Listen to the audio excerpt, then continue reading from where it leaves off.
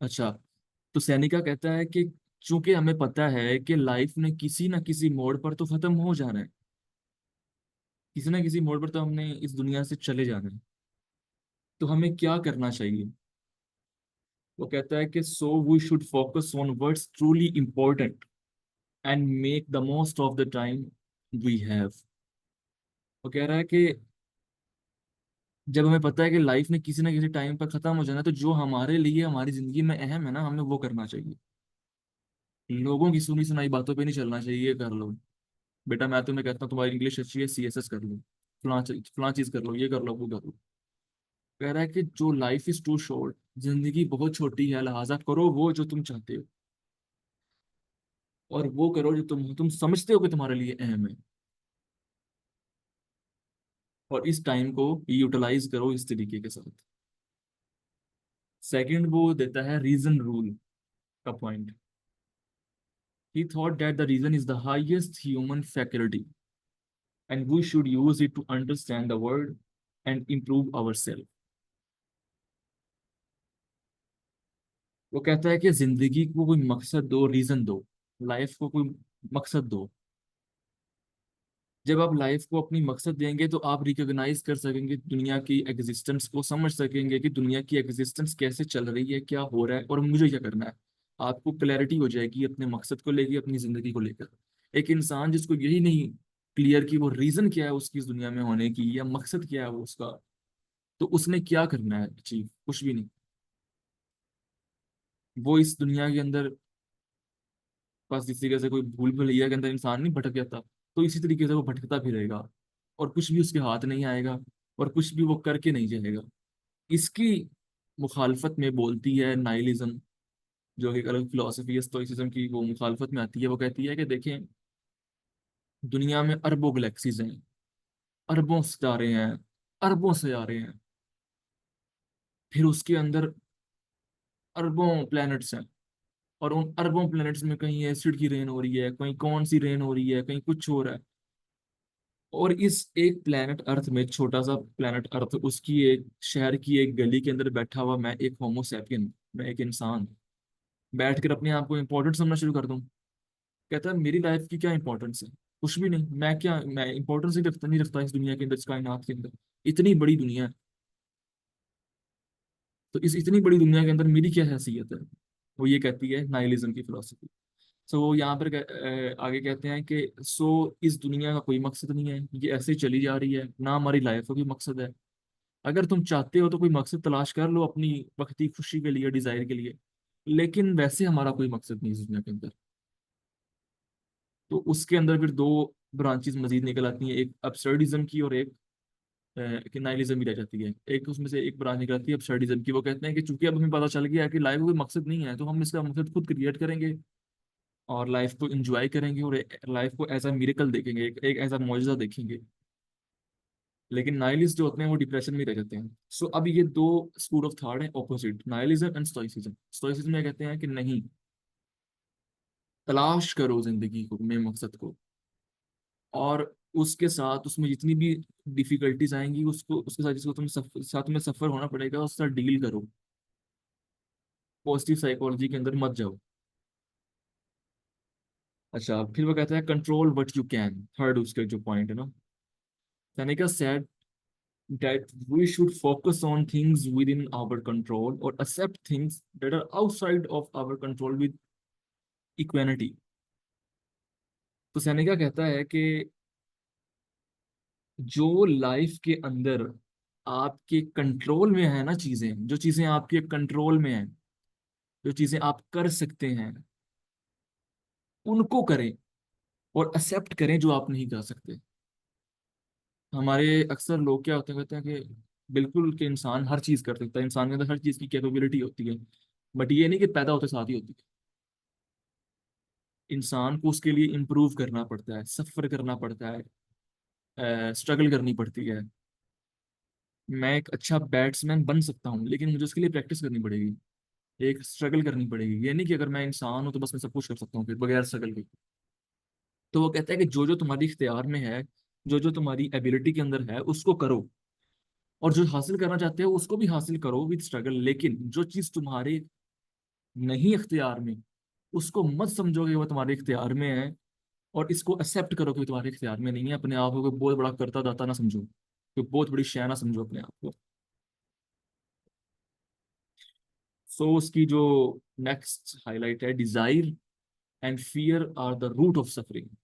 ये बड़ी मजेदार हाईलाइट है। वो कहता है कि इसमें के दो इमोशंस ऐसे हैं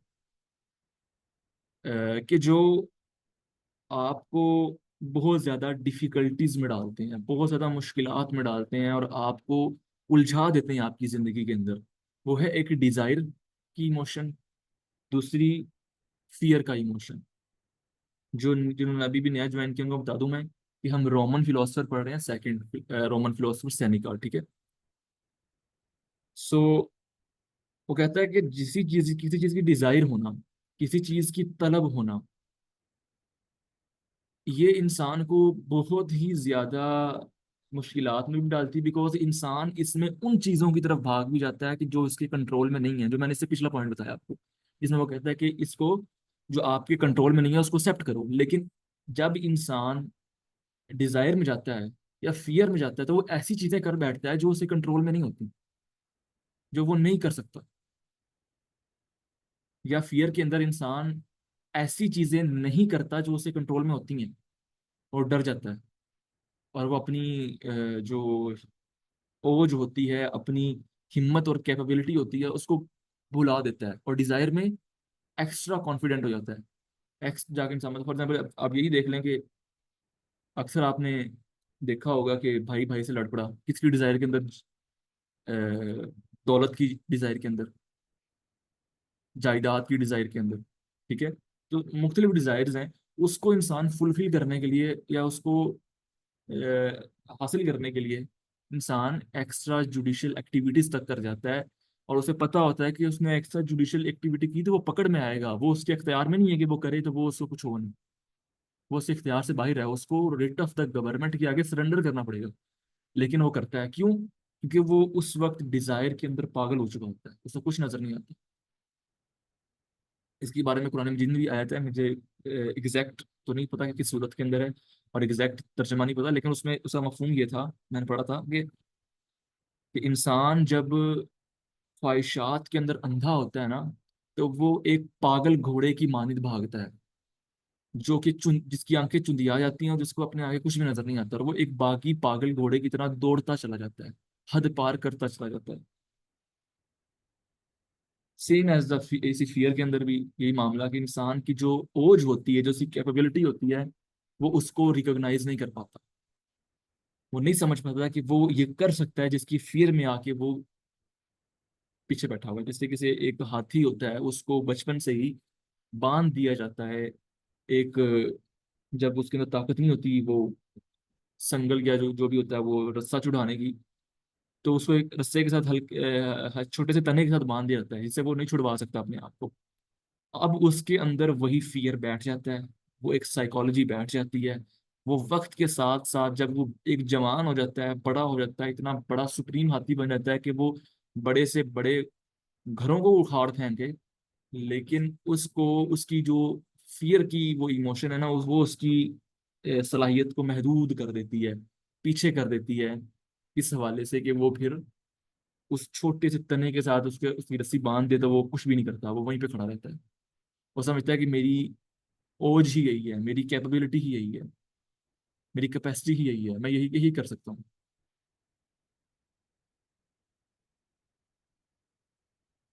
अच्छा, be indifferent to external events, ये नेक्स्ट पॉइंट है उसका। सो वो कहता है कि लाताल्लुक हो जाओ। किससे लाताल्लुक हो जाओ? एक्सटर्नल इवेंट्स से। अपने अंदर से, के अंदर की जो बाहर चीजें हैं ना, उनसे लाताल्लुक हो जाओ। क्या मतलब इसका? मतलब कि फेम से, दौलत से, ताकत से लाताल्लुक हो जाओ, और अपने बारे में सोचो, खुद के बारे में सोचो कि तुम क्या हो, तुम्हारी कैपेबिलिटी क्या है, तुम इस दुनिया में क्या क्या कर सकते हो, तुम्हारे अंदर क्या क्या करने की ताकत है, और तुम्हारी जिंदगी का मकसद क्या है। तो इन इन चीजों के पीछे ना भागो। आप ये देखें कि उस दौर में भी पैसा कमाना मकसद नहीं था फिलोसफर्स का या किसी भी इंसान का। वो इसको एक फजूल चीज समझते थे, फजूल चीज कंसीडर करते थे। लेकिन आज के दौर में और उस दौर में फर्क है इस हवाले से कि आज के दौर की जितनी भी वार स्ट्रेटजी है, जो कुछ भी है, वो इकोनॉमी के सर के ऊपर है। इकोनॉमी को हमने पीछे नहीं छोड़ना। पैसे के मामले में हमने जाना है आगे, बट उसको सुप्रीम मकसद नहीं बनाना। उसको एक ब्रांच बनाना है अपने मकसद की। मकसद क्या है? निफाज इस्लाम या जो भी, उसकी ब्रांच है कि हमने इकोनॉमी में स्ट्रांग होना है। उसको सुप्रीम मकसद नहीं बनाना। जिस वक्त हमें पता चला कि ये जो सुप्रीम मकसद है ना, हमारा जो हमारा मेन थीम है, हमारा मेन मकसद है, उसमें इसका कोई काम नहीं है, इस इकोनॉमी का कोई काम नहीं है अब रहा, और या इसमें काम करने से इसको नुकसान पहुंचेगा, तो हम इसको उसी वक्त इस शाख को काट देंगे और साइड भी कर देंगे। सो इस चीज को समझना जरूरी है। उस दौर में भी फिलोसफर्स और जो दाना लोग होते थे, वो कहते थे कि फेम, पावर और ये जो वेल्थ है ना, इन अपनी लालची, इन डिजायर्स के पीछे।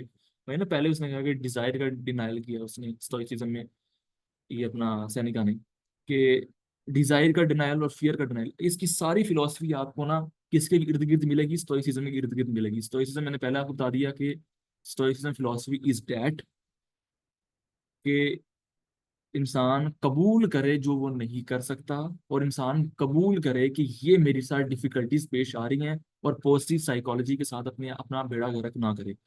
कबूल करे कि वो ये नहीं कर सकता, ये कबूल करे कि ये मुश्किल मुझे दरपेश है। ये ना कहे कि मुझे कोई मुश्किल दरपेश ही नहीं, लाता मुश्किल खत्म हो जाएगी। मुश्किल नहीं खत्म होनी। आपके सामने शेर खड़ा है, आप लाख को, मेरे सामने शेर नहीं खड़ा। तो वो फिर जब शेर आपको चीर फाड़ जाएगा ना, तो फिर आपकी रूह को पता चलेगा, वो शेर तो खड़ा था। तो लिहाजा आपने बिल्कुल भी, वो स्टोइसिज्म वाले कहते हैं कि पॉजिटिव साइकोलॉजी को नहीं अप्लाई करना हर जगह। सो सैनिका क्या कहता है कि वेल्थ से दूर रहो, पावर से दूर रहो, बिकॉज ये डिजायरस चीजें होती हैं, पावर वगैरह, ये आपको अंधाधुंध बेलगाम घोड़े की तरह भगाती हैं, कि आप हर हद पार कर जाते हो, ये भी नहीं सोचते कि यार ये तो मेरी कैपेबिलिटी नहीं है, ये तो मैं कर ही नहीं सकता। अब मैं आज जाकर गवर्नमेंट की रिट से पंगा नहीं ले सकता, बिकॉज मेरे पास कोई पावर नहीं है, मेरे पास कोई मिलिट्री सिस्टम नहीं है, मेरे पास अवाम की तायद नहीं है, अवाम नहीं जमा मेरे पास। अगर हो भी अवाम जमा तो क्या हो जाएगा? ज्यादा से ज्यादा जाके प्रोटेस्ट कर सकता हूँ। लेकिन गवर्नमेंट को उल्टा तो नहीं सकता ना, अब मैं जाके गवर्नमेंट में चढ़ावा कर दूं। तो ये डिजायरस हुई ना, मेरी डिजायर होगी, तो मैं जाके अपनों खुद को भी मारूंगा, और जो मेरे साथ होंगे उनको भी ले डूबूंगा।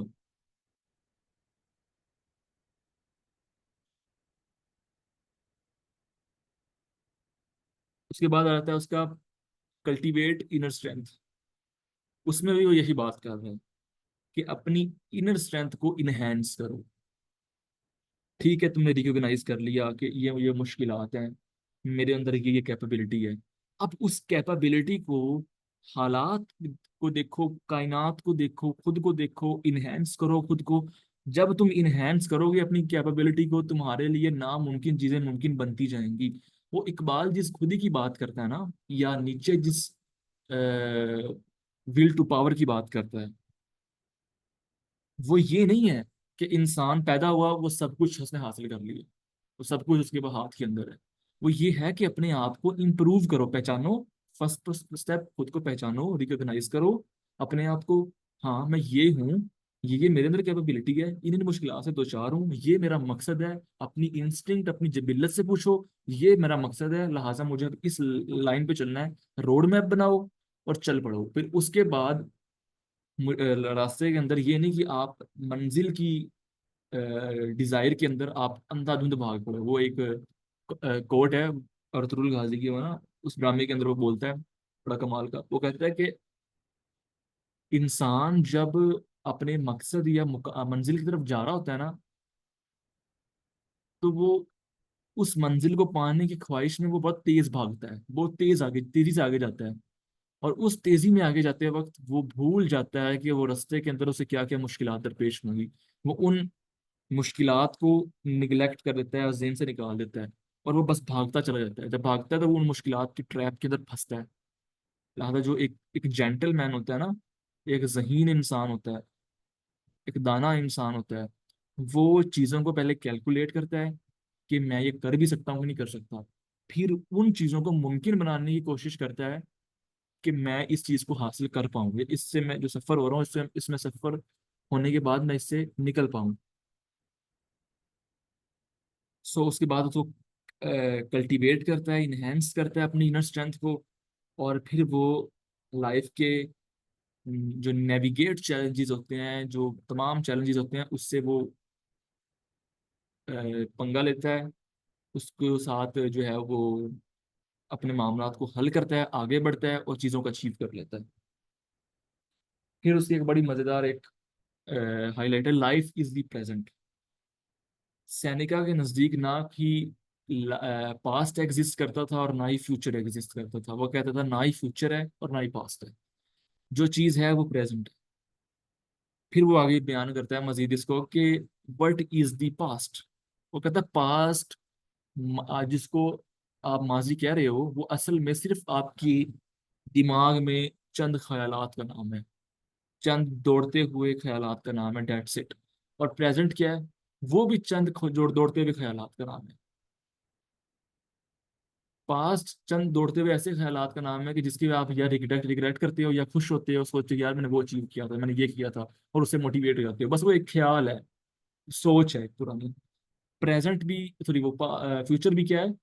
एक सोच है कि यार मैंने फलां चीज अचीव करनी है, मैंने फलां चीज की तरफ जाना है, मुझे ये हो सकता है मेरे साथ, अब मुझे ये करना है आगे जाकर। तो वो भी एक प्लानिंग है। मतलब जिसमें आप जी रहे हो ना वो सिर्फ प्रेजेंट मोमेंट है। लिहाजा आपको इसी प्रेजेंट मोमेंट के अंदर रहना चाहिए। और इसको फिर वो कैसे जोड़ता है? फिर वो कहते हैं जो पास्ट में आपके पास अगर कोई ऐसी चीज थी जो अब नहीं है, पास्ट में आप प्राइम मिनिस्टर थे, अब नहीं हो, अब आपके पास उतनी पावर नहीं है, तो आप पास्ट में रहो, सॉरी प्रेजेंट में रहो। पास्ट को मत कंसीडर करो कि अब तुम प्रेसिडेंट ही हो तो लिहाजा प्राइम मिनिस्टर ही हो, लिहाजा आप जिसको मर्जी कुचल दो। अब अपने अपनी जो कैपेबिलिटी है उसको दोबारा मैनेज करो, कैलकुलेट करो कि अब तुम्हारी ये ओज है, ये जो है ना वो कैपेबिलिटी है, इसमें रहना तुमने।